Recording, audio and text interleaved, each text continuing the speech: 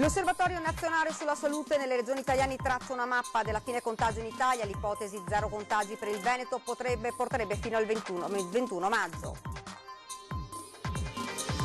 Il governatore Zaia torna sul tema riaperture e parla dell'app per tracciare gli immuni. Aspettiamo le linee nazionali, ma dovrà essere obbligatoria. Elezioni regionali, niente voto a luglio, il governo decide lo slittamento in autunno, ipotesi tra settembre e ottobre per un election day che accorperebbe comunali e referendum. Sul taglio parlamentare Zaia faremo le nostre valutazioni.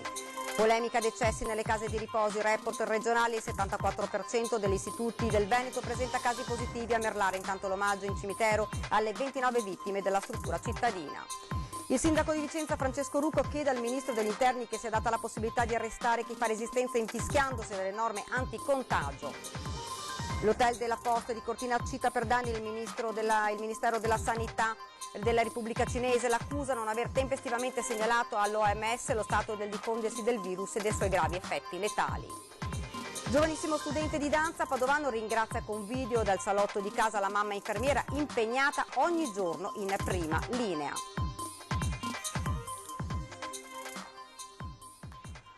Buonasera, ben ritrovati, edizione regionale dei notiziari di Antenna 3, dunque in primo piano il report regionale di oggi, sono 10.061 le persone contagiate, più 162 rispetto alla giornata di ieri, mentre sono 11.658 le persone in isolamento domiciliare nel Veneto.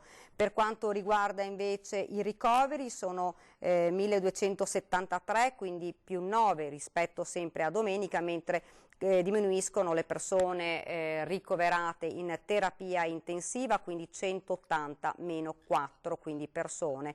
Mentre è sempre alto, si registra sempre un alto numero di decessi in Veneto, da ieri ad oggi sono 21 le persone.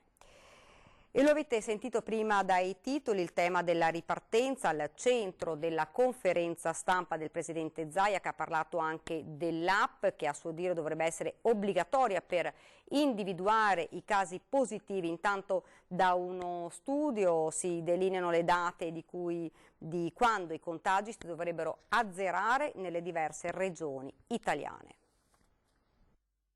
21 maggio, una data che potrebbe diventare storica per il Veneto nella lotta al coronavirus, perché stando alla mappa dell'Osservatorio nazionale sulla salute nelle regioni italiane, tra un mese esatto i contagi dovrebbero raggiungere lo zero. In attesa che davvero il virus allenti ulteriormente la presa, si pensa alla ripartenza che dovrà per forza essere di convivenza con il Covid-19. Prima viene la salute. Allora, noi non siamo degli irresponsabili, diciamo semplicemente che l'apertura, più che una fase 2, è la fase di convivenza con il virus, che è esattamente quello che hanno fatto tutte le comunità che ci sono passate prima di noi. Che non passi l'idea, ve lo ridico, che qualcuno si permetta di dire che mettiamo a repentaglio la salute dei cittadini per il dio denaro. Se la comunità scientifica dice che non si può aprire, non si apre. Una fase di transizione che comprende i rischi di ogni convivenza, precisa il Presidente Zaia. Dovremmo dire attento perché la morte è dietro l'angolo. Cioè, ci vuole responsabilità. Perché vi dico questo?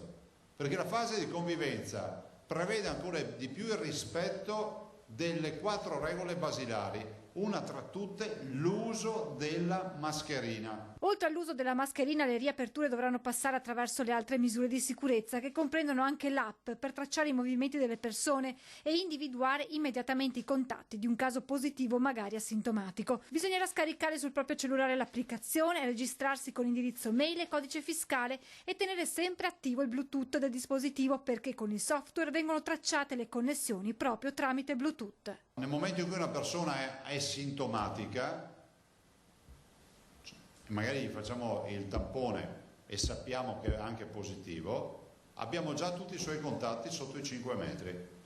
in base ai Bluetooth e quindi riusciamo a intercettarli tutti e andare a tamponarli tutti. Aspettiamo che ci sia un'app unica a livello nazionale per una strategia comune, sottolinea Zaia, che ammette come non sia semplice perché spiega: siamo consapevoli che l'applicazione si introduce nella privacy delle persone, ma per noi questa è la strada da seguire. Il fatto che una persona abbia il telefono, possa scaricare un'applicazione, dovremmo renderla obbligatoria, perché capite che se no non funziona, cioè è la condizione sine qua non per avere un controllo vero.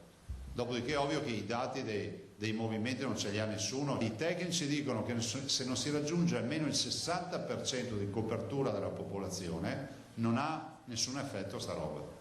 Intanto la Regione ha terminato la prima fase di tamponi su tutti gli ospiti e operatori delle case di riposo del Veneto, con un primo dato significativo. 330 case di riposo, come sostenevamo noi, sapete quante sono quelle che dove non c'è neanche un contagio? 244, il 74%. E adesso la situazione nelle case di riposo nel Veneto, con le 86 strutture risultate positive al Covid-19, tra queste i focolai maggiori dopo Treviso, Verona e Padova, registrati anche a Marghera. Su 330 case di riposo in Veneto, 86 le strutture dove si sono registrati i contagi da coronavirus, i focolai maggiori che hanno portato a una alta incidenza di mortalità nelle province e comuni di seguito elencati dall'assessore di reparto Emanuela Lanzarin. Sicuramente il primo è stato Merlara e quindi probabilmente collegata alla vicinanza di Voio, Ganeo e quindi a tutta quella zona. Poi c'è stata una delle situazioni un po' più forti nel Trevigiano, quindi che sono state contemporanee con quando è iniziato il focolaio di Treviso, quindi penso a Zerbrano piuttosto che Casale sul Sile, e quindi nel Veronese, Villa Bartolomea, Legnago, Pescantina, insomma abbiamo avuto più focolai importanti con anche numeri importanti. Ed è alto l'allarme anche in una RSA di Marghera, ad oggi quella del Veneziano con il maggior numero di contagi, accoglie fino a 120 ospiti con autonomia limitata e dove, secondo report della scorsa settimana, sembrerebbe fossero una ventina gli anziani positivi al Covid-19 e per questo ricoverati nelle strutture del territorio dopo che le loro condizioni di salute erano andate peggiorando. Positivi anche alcuni operatori e per questo posti ancora in quarantena. Dai controlli effettuati ad oggi dalla Regione risulta consolidato il report della scorsa settimana, e cioè abbiamo 2.154 persone positive tra gli ospiti, che sono pari al 6,4%, quindi il dato è attestato come quello dell'ultima volta. Rispetto alla totalità degli operatori abbiamo 1.003 operatori positivi, e anche in questo caso posso dire, perché poi sentendo le strutture eccetera, la maggior parte sono asintomatici, quindi di questi 1.003 operatori la maggior parte sono asintomatici, sono in isolamento ma non hanno sintomi, che corrispondono al 3,2%. Sono comunque persone sempre molto avanti con l'età, perché abbiamo visto, almeno alcuni dati che mi erano stati dati, adesso non ce li ho sotto mano, ma parlavano comunque di persone sempre sui 90 anni, 85, 90, 95, insomma, perché sappiamo poi nelle strutture per anziani ci sono anche persone effettivamente molto in là con l'età. Il piano di salute pubblica non si esaurisce qui, perché al fine di garantire la sicurezza e l'assistenza con la pulizia delle strutture, i controlli verranno rieffettuati con una cadenza periodica di 10-15 giorni. E a Merlara il sindaco e parroco depongono fiori al cimitero in memoria dei 29 anziani ospiti della casa di riposo stroncati dal coronavirus.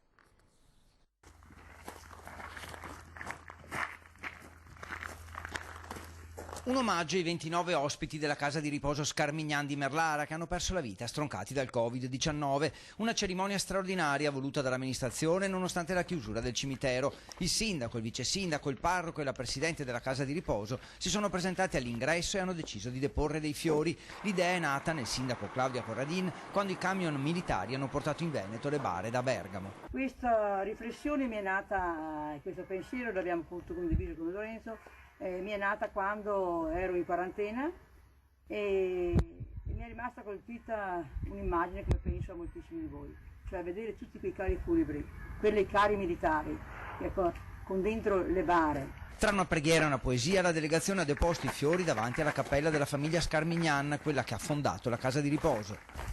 A nome di tutta la cittadinanza, qui proprio sulla cappella che porta il nome di Pietro e Santa Scarmignan, che sono anche i benefattori della nostra casa di riposo. Intanto c'è soddisfazione per l'attività della Regione, che ha fatto effettuare numerosi tamponi nell'ultimo periodo tra gli ospiti dell'Istituto per Anziani, attività che vede anche molti casi positivi diventare negativi. Hanno trovato, rifacendo i tamponi, fortunatamente l'USE fa spesso i tamponi per verificare com'è la situazione, e molti ospiti che erano positivi sono diventati negativi. Quanto all'indagine voluta dalla Procura di Rovigo, per il momento c'è stata solo la visita dei carabinieri del NAS alla struttura di Merlara. Per il resto massima collaborazione delle autorità e attesa che la magistratura faccia il suo corso. Non voglio entrare nel merito, sarà la magistratura che farà il suo corso. A quanto mi risulta non c'è un capo di imputazione e non c'è nessuno che denuncia, nessun familiare che denuncia, quindi sono venuti venerdì, mi sembra, se non vado errato, in NAS, ma ecco, altro non so di loro. Ed ora parliamo di elezioni regionali, niente voto a luglio, il governo decide lo slittamento in autunno, ipotesi tra settembre e ottobre per un election day che accorperebbe comunali e referendum sul taglio dei parlamentari, uno stop alle richieste che venivano dal governatore Zaia, ieri ancora fiducioso. Sembra ci sia una proposta del governo per dedicare questa finestra di luglio alle regioni. Solo 24 ore fa lo spiraglio c'era. Sul tavolo del Consiglio dei Ministri l'ipotesi della finestra di voto dal 12 luglio, auspicata non solo da Zaia, ma anche dagli altri governatori come Toti o De Luca. Ma la doccia fredda è arrivata nelle ultime ore. Alle urne da settembre in poi. Zaia da settimane era chiaro, votare il prima possibile. Prevedere una data per le elezioni in autunno significa, primo, non andare più a votare, perché se torna l'infezione non si va più a votare. A quel punto la proroga non sarà più di 6 mesi, ma ad libitum, no? Andremo all'estate. 2, i governatori in ogni caso devono avere pieni poteri, e questi escono solo dalle urne, perché sono coloro che gestiscono la sanità. Non è che tu puoi mettere lì a gestire la sanità uno che è già scaduto da 6 mesi e non può... Cioè, capite che è una roba imbarazzante? Se è vero che il 4 maggio si apre, si riparte, vuol dire che dopo 2 mesi dalla ripartenza uno non è che può dire non c'è nessuno in giro. Insomma, nessun vero problema, secondo Zaia, con un'emergenza in fase di declino. Ma il no del governo è stato chiaro, prima di tutto dal ministro della Salute Roberto Speranza. Impossibile, dice, una campagna elettorale in giugno.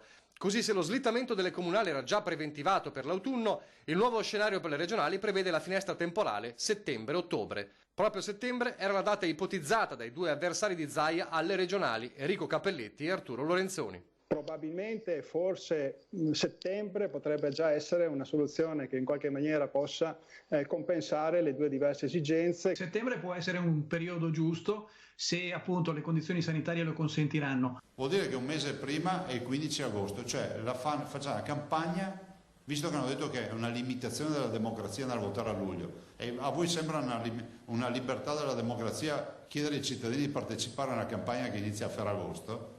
Per Zaia inoltre resta il problema del ritorno del virus, previsto in autunno anche dall'OMS. Rischio di nuovo slittamento e di non votare più, anche se il governo invita alla cautela. A me pare francamente un po' presto per dare questa certezza. Non vorrei che succedesse come è successo 20 giorni fa, che è stato detto dal governatore che a metà aprile c'era il picco e proprio negli stessi giorni dice che bisogna riaprire tutto. Rivediamo la necessità di garantire agli elettori l'inalienabile diritto ad esprimersi nei tempi più rapidi possibili, compatibilmente con l'andamento dell'epidemia. Pertanto, ritenendo per quanto è possibile prevedere oggi che l'estate sia la stagione più sicura dal punto di vista epidemiologico, ribadiamo la necessità di allargare la finestra di voto come da noi richiesto al mese di luglio, così i presidenti di Liguria, Giovanni Toti, Campania, Vincenzo De Luca, Puglia, Michele Emiliano e Veneto, Luca Zaia. Ed appello duro del sindaco di Vicenza al governo: servono leggi speciali contro sbandati e spacciatori che non rispettano le regole anti-coronavirus. L'appello sarà presto formalizzato anche in un documento unitario in cui i primi cittadini dei capoluoghi del Veneto evidenzieranno al governo i problemi delle proprie città. A muso duro, senza tanti fronzoli, senza giri di parole. Il messaggio di Francesco Rucco al governo è deciso, diretto, immediato. Nella stagione del coronavirus tutti devono rispettare le regole, tutti, anche sbandati e spacciatori che infestano le città. Sbandati o spacciatori che se ne fregano, tanto per essere chiari, di quello che sono le nostre regole e continuano a svolgere le loro attività illecite piuttosto comodamente. Francesco Rucco, oggi, in videoconferenza con gli altri sindaci dei capoluoghi veneti, ha lanciato la sfida alla criminalità, ai gruppi di delinquenti che ignorano qualsiasi disposizione e addirittura reagiscono con arroganza contro le forze dell'ordine che li sanzionano. Una situazione intollerabile e purtroppo molto diffusa, non solo a Vicenza. Abbiamo rilevato con i sindaci una situazione di oggettivo peggioramento del tema della sicurezza nelle città, soprattutto nelle città più grandi. È necessario che il governo e il ministro dell'interno intervengano con misure ad hoc più restrittive, più severe rispetto alle semplici sanzioni pecuniarie che si stanno applicando in questo momento, e quindi anche con gli arresti se necessario. Una situazione intollerabile, perché chi resiste a un pubblico ufficiale deve essere arrestato, e se le carceri sono piene, il sindaco di Vicenza chiede al governo di prevedere delle strutture dove sia possibile rinchiudere questi balordi. Serve certezza della pena, oggi più che mai, a muso duro. Ed ora ci fermiamo un attimo, c'è la pubblicità.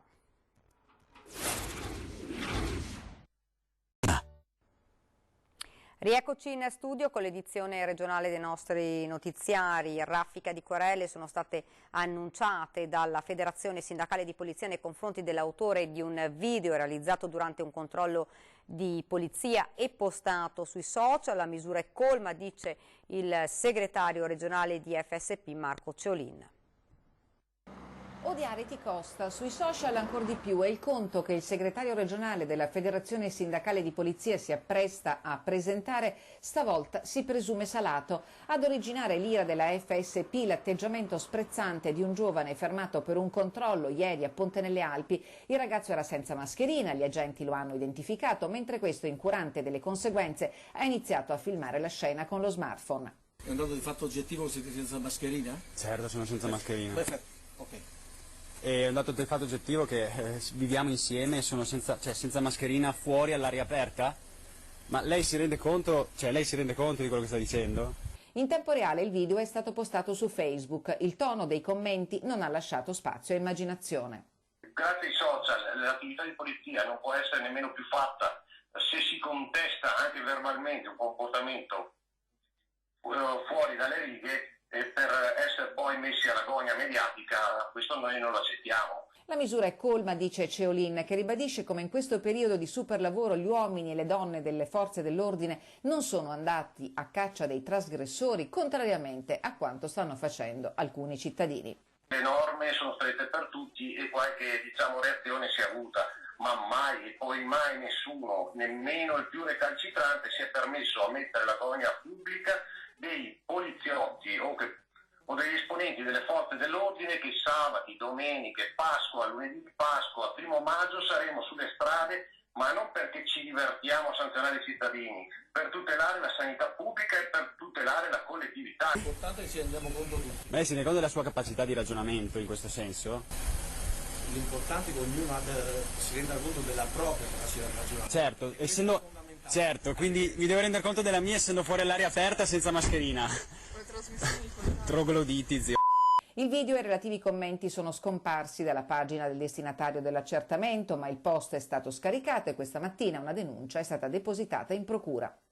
Se al poliziotto davanti gli capita una persona senza mascherina, un minimo di identificazione e di far rilevare l'assenza della mascherina dovete concedere agli operatori di polizia, senza essere poi sbattuti sui social e abbandonati dai leoni da tastiera. Tra le prime aziende ad aver riaperto, seppur gradualmente, c'è Fincantieri. Sentiamo come è andato nello stabilimento di Marghera.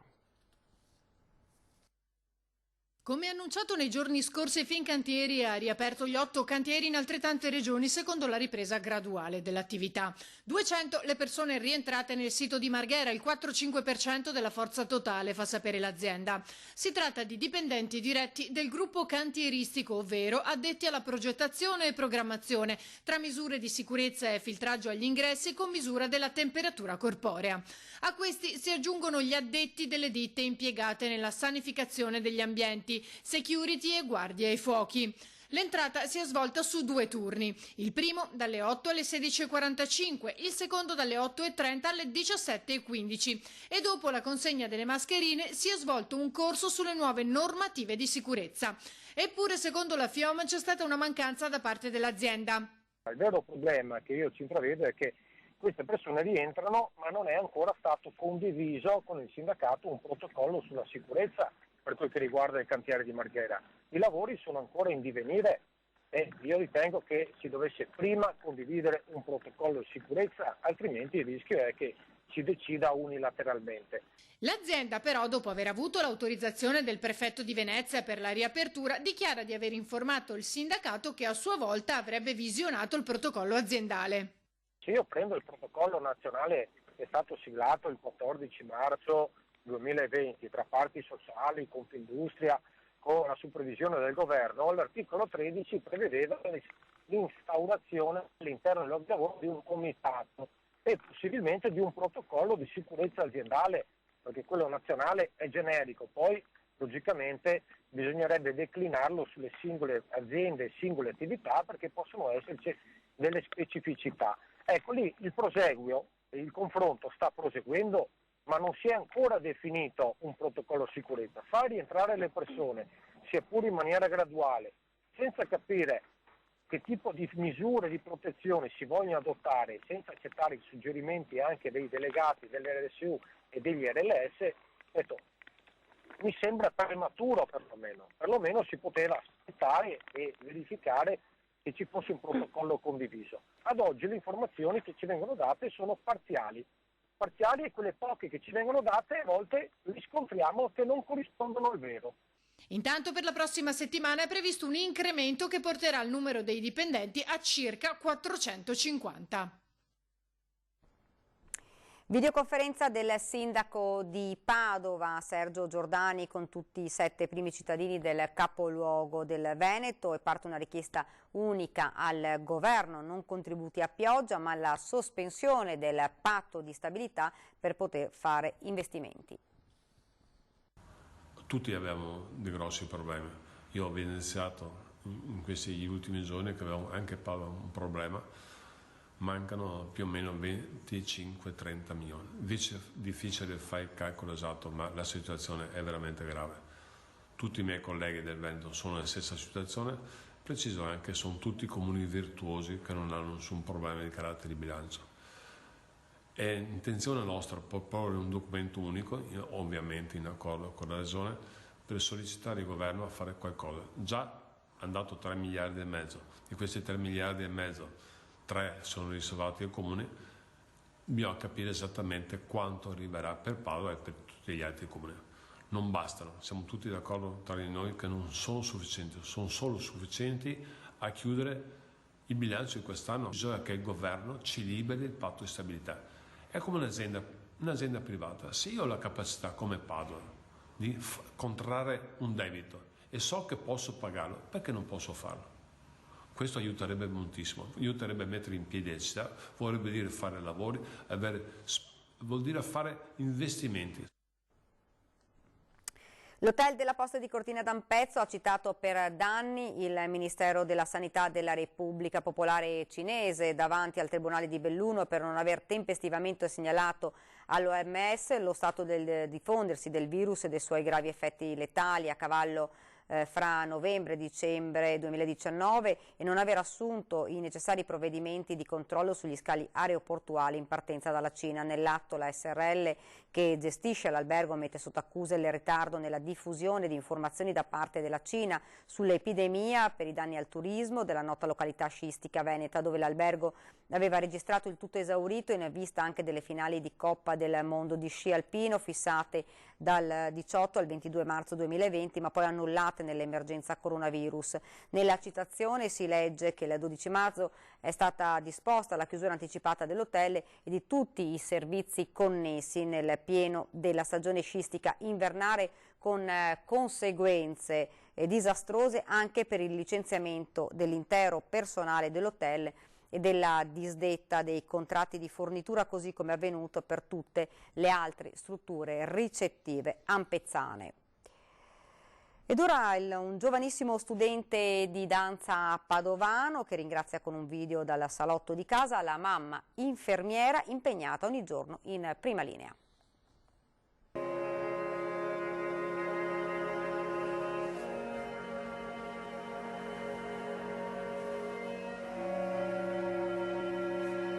Alessandra Lucchini è un'operatrice sociosanitaria dell'ospedale di Schiavonia. Il figlio Alessio, 13 anni, studia, ma è un ballerino. Danza da quando aveva 3 anni, ce l'ha nel cuore, nello spirito, è la sua vita. Ballare è il suo sogno, partecipa a concorsi, si allena con sacrificio e costanza e ha dedicato un video, diventato subito virale sul web, a tutti i sanitari in prima linea contro il Covid.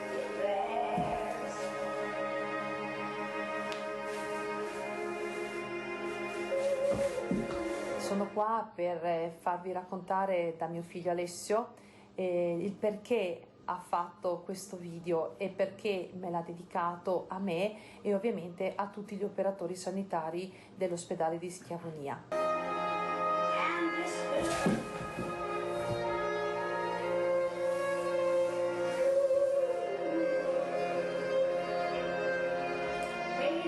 Io ho dedicato appunto questo video a tutti gli operatori sanitari della zona, in particolare mia mamma, per il lavoro che stanno facendo. Un giorno è tornata a casa stanca dal lavoro, più stanca del solito, e gli ho presentato questo video appunto per tirarle sul morale, almeno a modo mio. Sulle note di On the Nature of Daylight di Max Richter e Arrival of the Bird della Cinematic Orchestra, Alessio con la danza fa capire cosa si prova nel cuore. Si è commosso subito perché ha capito molto bene il significato che volevo far arrivare, appunto. Ha colpito il cuore di molte persone, molti operatori sanitari.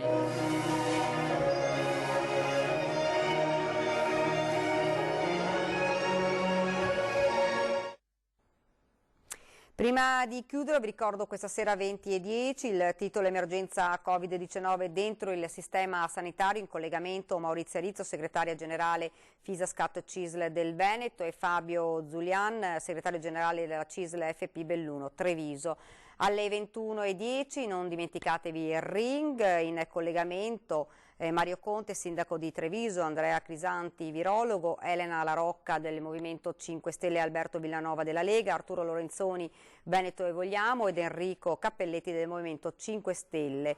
Il titolo: Arrestare chi viola le regole. Questa era l'ultima notizia, vi lascio alle previsioni del tempo, grazie davvero per averci seguito e buona serata.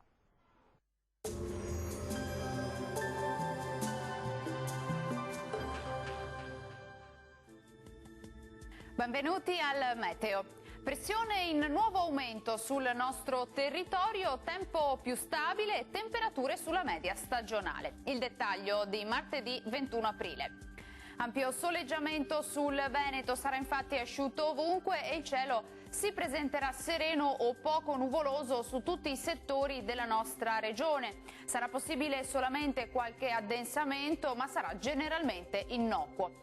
Clima che si manterrà ventoso, specie in pianura e verso la costa. Temperature minime fino a 11 gradi, massime tra i 19 e i 22 gradi all'incirca. Stessa situazione anche sul Friuli Venezia Giulia, con la presenza del sole un po' dappertutto e anche qui senza precipitazioni degne di nota. Temperature minime tra 8 e 13 gradi, massime tra i 19 e i 22. Infine poche novità sul Trentino Alto Adige, sarà anche qui soleggiato ovunque, come ci mostra la nostra grafica, localmente con qualche nube in più, ma in genere non ci saranno conseguenze. Temperature minime sui 6-7 gradi, massime intorno ai 23 gradi. Dal meteo per ora è tutto, vi auguro un buon proseguimento in compagnia di Antenna 3. Arrivederci.